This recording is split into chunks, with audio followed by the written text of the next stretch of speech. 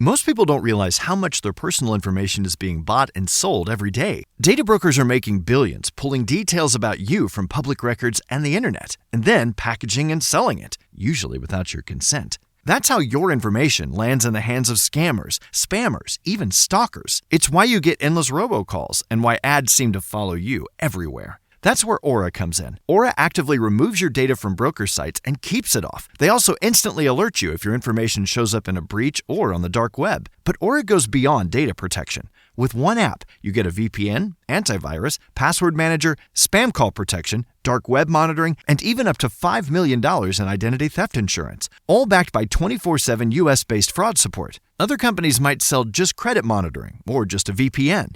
Aura gives you all of it, together, at the same price competitors charge for just one service. Start your free trial today at aura.com/remove. Protect yourself now at aura.com/remove. All right, so let's talk water real quick. West Virginia water, to be specific. Know a little bit about that. Grew up on it, drunk a lot of it, for good, bad, or indifferent. Played in it, swam in it, lived in it, all that stuff. West Virginia water has always been a contentious issue, but this is a universal thing because water is always been political. Look at the history of the world. Wars are fought over water. There's always been conflict over water. Politics involves water. Treaties involve water. Most of our states and territories and treaties and things like that are based off of bodies of water. The borders of our country, bodies of water. Water's always been important. So if people go like, well, water's not political. Water's always been political. It has to be. We are, of course, mostly made up of water. Water is the foundational building block to life as we know it. And you got to have it to survive. So water is not only really important, it's always going to be political. It's always going to be a problem. And infrastructure-wise, it's also something that's expensive to maintain and convey. Now, let's go to West Virginia specifically. West Virginia Governor Patrick Morrisey is going on what he's calling a listening tour. After over 18 months in office, he's finally going to go highlight the water issue. Now, to be fair, it's not like he's completely ignoring it. They have moved millions of dollars into it, but the problem is they're putting a couple $100 million in a bucket that is like tens of billions of dollars deep, and it's not going to be enough to really make too much of an issue for a whole lot of folks. Now, that's not all his fault. West Virginia water's been bad for a long time for a lot of reasons. One is the water tables in West Virginia are just weird. The geography, there is also the environmental stuff, of course, because of, coal companies and other industrializations doing pollution. That's absolutely a thing in the coal fields. And some places just have really bad water. I grew up in going to church in a place called Hyco. That's where Route 60 and Route 19 cross. This is not a geographically obscure area. This is two of the most important roads in the whole state. This is only minutes away from the New River Gorge Bridge. You can see the church I went to from the road when you go through there. That's the big brick one right there, Sunday Road Baptist. Love those folks. But one of the things when I was a kid, one of the things we had to do before you had church is you had to go in there a couple hours before, if not the night before, go down in the basement and go in the bathroom in the kitchen and run the tap water for a couple of minutes. Because what came out, I don't think you could really call water. It smelled like rotten eggs. It was that sulfur goop stuff. It was red. It was thick. And after a couple minutes, it started clearing up and you could get some usable, potable water out of it. But still wasn't the best stuff. But you had to do that because if you didn't do that, you'd have that smell in there all the time. It'd be hard to have church and focus on God and all the rest of the stuff. Sure couldn't eat your casserole in peace. And you don't want that kind of stuff when people are trying to use the bathroom and the toilets and wash their hands and all that. So you had to go in there and do that. And that's in a place that most West Virginians have driven by. This is not like an obscure place. Hyco to this day. Even a couple of years ago, the New Hope Water District was all over the news with trying to get new contracts in and try to get water to that area. They still don't have good water, even with the new national park going in next door. This is just an ongoing issue. So now you go into the coal fields, which are much more remote and much less prosperous and get much less tourism, and you got a real problem. Water infrastructure has always been an issue. Now, about this listening tour, the old saying goes, it's better to be listened to than heard because, at least grammatically, listened to is more active and focused and heard is more passive and automatic. I'm not sure the listening tour is going to go really well when the governor shows up and says, I'm going to listen to you for people who say we haven't been heard for decades. Why is this going to be different? And they got a point. And to do a play on words of what we call this program, Heard Tell, is they'd want to be heard. They wanted to be heard the first time. They need to be heard today and tomorrow and next week, but mostly they just need it fixed. They don't really need more people coming and talking to them about it because everybody knows what the problem is. like a lot of other issues like education, like healthcare, like road infrastructure, which is the cousin to water infrastructure, like economic development. When you have declining population and declining economy, things are not only expensive, they're much more costly, not just in dollar signs, but politically and in allocating limited resources. When you have smaller populations that have been declining for years, their infrastructure is much more costly, not just the dollar sign, but now you've got to tell politicians to allocate money for areas that electorally don't matter as much as either. There's this great wordplay going on in the state of West Virginia. When you allocate money for the Panhandle, or you allocate money for Morgantown or Charleston, or places like Bridgeport that have good economic development and places going, even places like Summersville, my hometown, where, you know, economically they're getting by in a little bit of growth because the hospital's there and tourism and the state park and things like that, and they got a road going through it. You hear words like investment, and we're going to invest, and we're going to build up, and we're growing, even if it's marginal, like in places in Summersville, or exponential growth, like places in Martinsville and in the Panhandle areas. Growth, investment.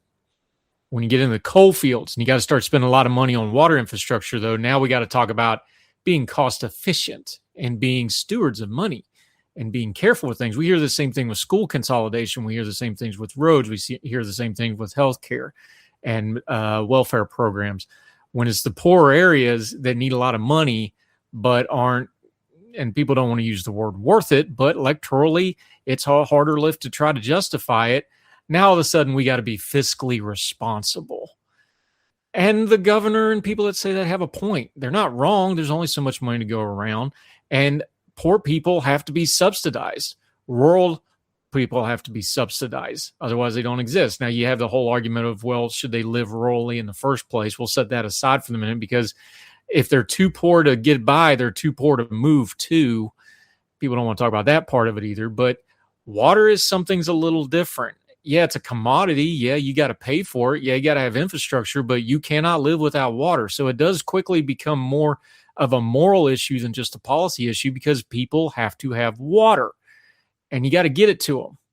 And it's not cheap. It's not cheap running 30, 40 miles of water line. It's not cheap setting up septic systems and wastewater and runoffs. Now, there's some emerging technology that could work with this, but that requires investment. People that have the investment in that kind of technology, are they going to really want to go into Boone County or McDowell County or Clay County or Webster County or pick one, Mingo, wherever? Are they going to really want to go into places like that where they're not going to get a return on their investment just to prove it can work, when they can go into places where it can work and they can make money? Again, you're going to have to subsidize it. It requires massive amounts of money. Now, normally, the secret sauce of West Virginia politics is you shake one fist at Washington, D.C. and talk about how terrible they are, while the other hand's out making sure you get your cut of money from them at the same time. We know federal money is going to be involved here. I know Shelley Moore Capito, the senator from West Virginia, has some stuff on the books right now specifically for water infrastructure projects, and hopefully we got that. The governor on this listening tour is going to tout how many hundreds of millions of dollars they're going to divert to try to get this, both state and federal money. And those are all good things, badly needed, and you take what you can get. But again, you're talking tens and hundreds of millions of dollars in a tens of billions of dollars problem, and it's a problem that's going to keep getting expensive, much like the road debate, where if you filled every pothole and bad road in West Virginia, however many billions of dollars that would take, within 3 or 4 years, you got to do it again because it's an ongoing cost. That's the problem with infrastructure. And a lot of these areas in the coal fields especially have just been neglected for so long, and then you have a flood or two or a natural disaster or the hill slides down or whatever. We've all seen the pictures from the flooding in McDowell County where they just had to run the pipes right off the edges of the embankments because there's nothing else you could do to try to get the pipes going. That's all expensive stuff. It's hard for a governor, and this is why this listening tour is probably politically sounded much better on the slide deck when they pitched it than it's going to be standing in front of the people trying to get it done. You know, the people that he's trying to listen to that wish they'd been heard the first time.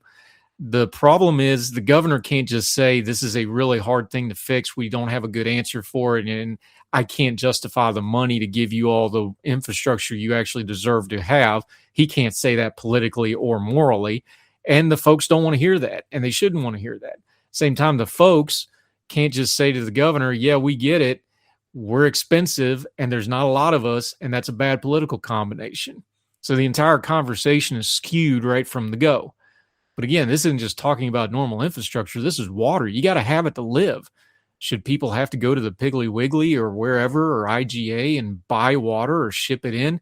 Probably not in this day and age, but they do, and that's the reality of it. So if the reality is bad, the rhetoric has to at least match the reality before we can go forward on trying to fix these kinds of problems. Rhetoric and reality is a big problem right now. Rhetoric and reality make good clicks, but they don't make good policy because they clash. And trying to get water to places that have had bad water for decades. And that's not the governor's fault or anybody else's fault. It's just kind of what it is because it's been neglected for a long time. That doesn't have a rhetoric fix. So the governor going on his listening tour, I think, is going to be one of those things where, yeah, the old saying is, well, I'm listening to him, and that's better than just being heard. Problem is there's no amount of listening that's going to fix this, and there's not an amount of words that's going to fix it, and the dollar signs that the governor has at his disposal isn't enough to fix it either. And we all see the headlines. The governor's got some political enemies within his own party right now that'll be happy to use this, like everything else, to bash him for. A little bit of it will be deserved, but a lot of it's just stuff he got handed. But the way he handles it going forward, he's going to be judged harshly on. Listening ain't enough. These people need to be heard. They need to be witnessed. And more than anything else, they need some kind of a tangible fix to have a little bit of hope going forward. Even if you can't fix it all, even if you can't run top quality water infrastructure into Mingo County or Boone or wherever, at least give them some hope of, hey, we can figure something out here. We'll get some technology in here. We'll set up a different kind of water district. We'll get some kind of public-private, whatever you want to go with. Just something. Try something. Because right now it's been a whole lot of head patting and a lot of words that maybe they got listened to, maybe they got heard. Nobody's doing anything about it because it's very expensive.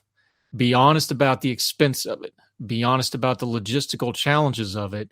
Have some real conversations, but end it with a little bit of hope of there's federal and state money coming to fix this.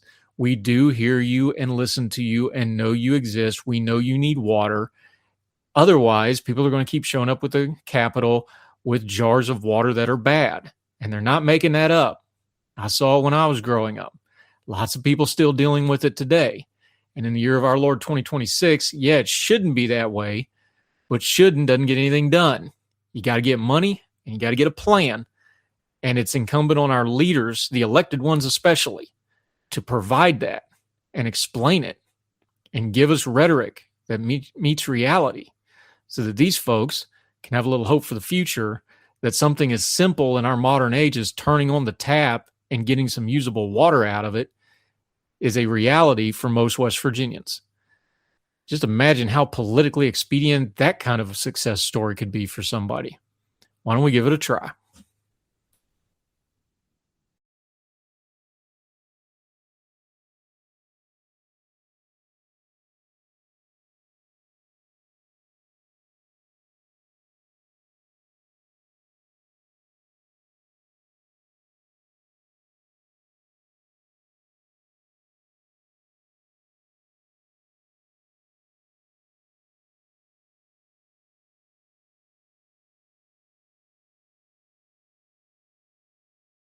Most people don't realize how much their personal information is being bought and sold every day. Data brokers are making billions, pulling details about you from public records and the internet, and then packaging and selling it, usually without your consent. That's how your information lands in the hands of scammers, spammers, even stalkers. It's why you get endless robocalls and why ads seem to follow you everywhere. That's where Aura comes in. Aura actively removes your data from broker sites and keeps it off. They also instantly alert you if your information shows up in a breach or on the dark web. But Aura goes beyond data protection. With one app, you get a VPN, antivirus, password manager, spam call protection, dark web monitoring, and even up to $5 million in identity theft insurance, all backed by 24/7 US-based fraud support. Other companies might sell just credit monitoring or just a VPN.